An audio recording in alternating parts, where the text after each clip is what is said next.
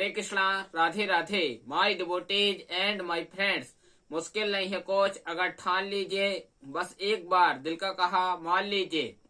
It is not difficult if you decide to do something once you accept the heart.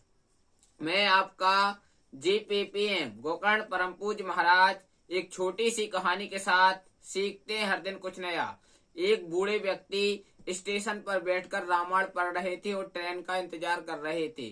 इतने में एक नव दंपत्ति पति पत्नी आते हैं और बाबा जी के सामने, बूढ़े व्यक्ति के सामने बैठ जाते हैं, बगल में बैठ जाते हैं और वृद्ध व्यक्ति से कहते हैं, दादाजी आप यह रामायण क्यों पढ़ रहे हैं? आप क्या पुराने जमाने की चीजों में पड़े हुए हैं? आप एक काम करिए कि न्यूज पढ़िए, अखबार पढ़िए, प्रदेश टुडे अखबार पढ़िए, न्यूज इंडिया टुडे अखबार पढ़िए, पत्रिका पढ़िए, आप दैनिक भास्कर आदि पढ़िए। आप ये क्या पुराने जमाने की चीज रामायण पढ़ रही है? रामायण से आपको क्या ज्ञान मिलेगा? रामायण से आपको कोई ज्ञान नहीं मिलेगा, आपको पेपर आदि से ज्ञान मिलेगा। दादाजी ने कुछ नहीं कहा, शांत बैठे रहे। कुछ देर बाद ट्रेन आ गई। ट्रेन आई तो दादाजी पीछे के गेट से चले गए और जो व्यक्ति दादाजी से बहस कर रहा था वो व्यक्ति आगे के गेट से चढ़ गया और आगे के गेट से चढ़ा तो ट्रेन जो ही आगे बढ़ी, थोड़ी देर ट्रेन आगे बढ़ी और वो व्यक्ति जोर जोर से रोने लगा। जो दादाजी से बात कर रहा था जोर जोर से रोने लगा और दादाजी उसके पास आए। दादाजी ने कहा कि तुम रो क्यों रहे हो?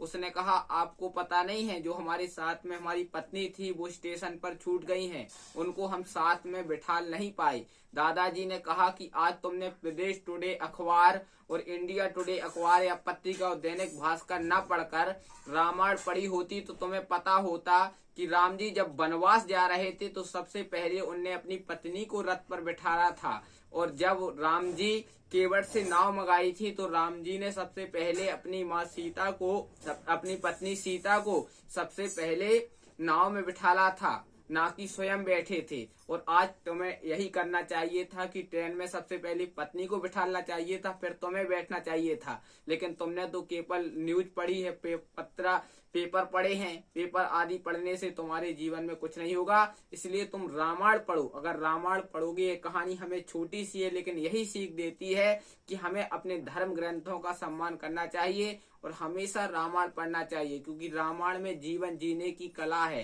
कहते हैं हमें निज धर्म पर चिल्ला सिखाती रोज रामायण, सदा शुभ आचरण करना सिखाती रोज रामायण। जिन्हें भवसागर के सिंधु से पार जाना है उन्हें भवसागर के किनारे पर लगाती रोज रामायण। पर आप भी रोज एक दो रामायण का जरूर पढ़ें। इसी शुभकामनाओं के साथ मैं गोकर्ण परम पूज्य महाराज GPPM आपसे विदा लेता हूँ। सप्ताह में 7 बार है, 8वां बार है आपका परिवार। 8वां बार आपका ठीक रहेगा तो 7वां बार आपके सुखद रहेंगे। जिसने कहा कल समय गया टल, जिसने कहा परसों बीत गए बरसों, जिसने कहा आज उसने किया राज। प्रेम से बोलो हरे कृष्णा, राधे राधे।